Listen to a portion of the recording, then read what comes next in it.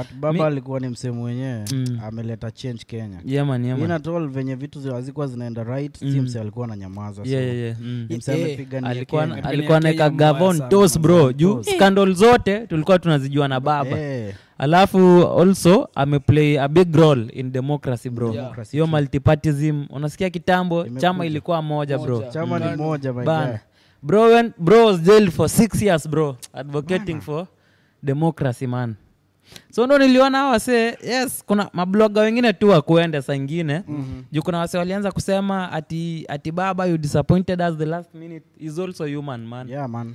Umse in as much as ame give all pia hakuna mse ananga amechoka bana. Aliplay role yake big time na pia hebu niambie mse kujailiwa 6 years bro.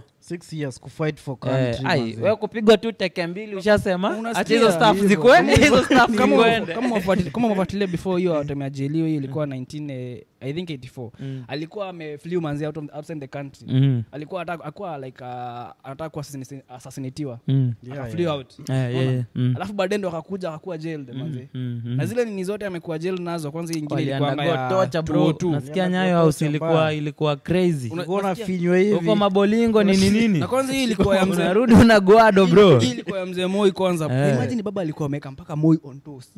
Yaani mpaka alikuwa anashtua mpaka Moi. Baba ameka government bro. Yaani because you cannot talk about politics and miss out on baba.